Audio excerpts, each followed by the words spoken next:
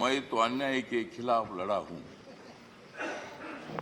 मैं तो अन्याय के खिलाफ लड़ा हूं, इसलिए आपको बधाई देने के लिए यहां खड़ा हूं।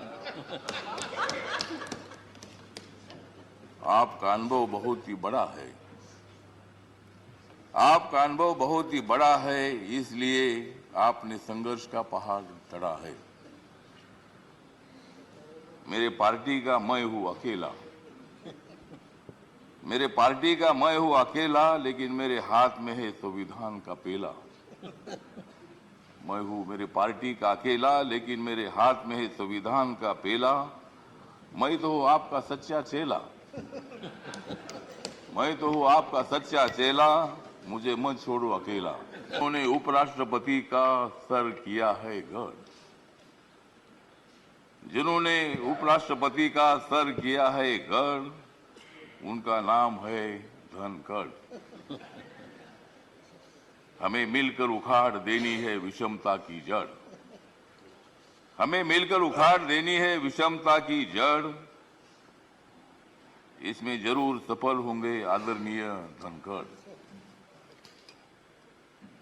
हाउस में जो सदस्य करेंगे फ्रैक्शन, हाउस में जो सदस्य करेंगे फ्रैक्शन, उनके ऊपर होनी चाहिए कड़ी एक्शन। हमें तो मजबूत करना है भारत नेशन। हमें तो मजबूत करना है भारत नेशन। हंगामा करने की हमें नहीं चाहिए फैशन। तो हमें पूरा विश्वास है कि आप बहुत बड़ा संघर्ष करते करते यहाँ पहुंचे हैं। गांव से आकर किसान के बेटे के माध्यम से आप इतने बड़े उच्च पद पर आए हैं। इसमें आपका अनुभव, आपका बहुत बड़ा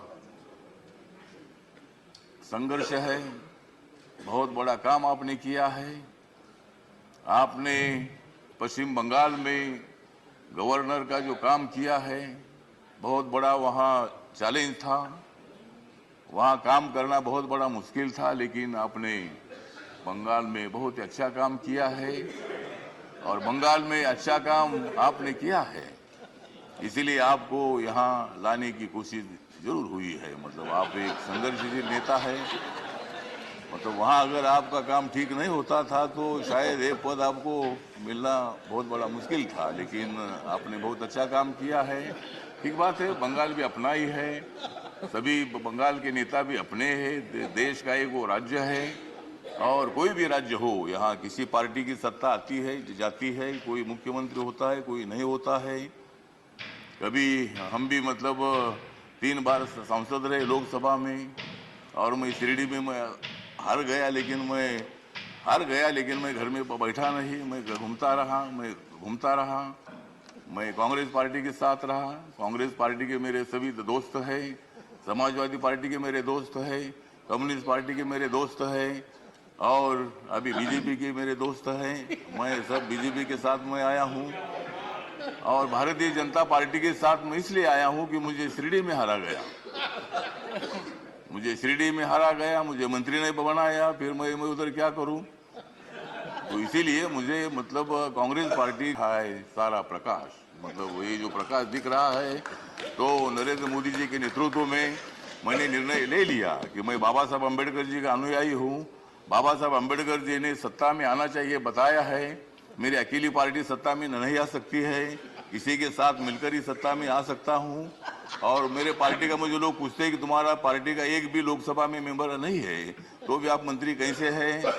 तो मैंने बोला, आप माननीय नरेंद्र मोदी जी को जाकर पूछो, मतलब मैं कैसा मंत्री हूँ। मतलब मैं अकेला हूँ, लेकिन मेरे पार्टी के लोग पूरे देश भर में है। नॉर्थ ईस्ट में मेरी पार्टी, सभी पार्टी है, और मुझे बोलने का मौका तो दीजिए। मुझे मालूम है कि आप बहुत अच्छे आदमी हैं, और मैं आपको, हाँ, आप मुझे हर बार बोलते थे कि हमको कविता सुनाओ। अगर आप मुझे ज्यादा बोलने के लिए देंगे तो मैं कविता सुनाऊंगा, नहीं तो एक भी कविता नहीं सुनाऊंगा। तो ठीक बात है, तो इसीलिए मतलब कविता सुनाता भी रहूंगा। और आप एक अनुभव है, तो इसीलिए अपोजिशन को भी आप मौका दीजिए, हंगामा करने के लिए मौका दीजिए, लेकिन एक आधा दिन हंगामा करने के लिए मौका दीजिए। दूसरे दिन एक्शन होना चाहिए, और हाउस का काम भी मतलब चलना चाहिए। इसीलिए आप एक सर्वोच्च हाउस के आप चेयरमैन बन गए हैं। इसीलिए मैं मेरी जो आरपीआई है, रिपब्लिकन पार्टी है, गरीबों की पार्टी है, दलितों की पार्टी है, इस पार्टी की तरफ से मैं आपके साथ हूँ।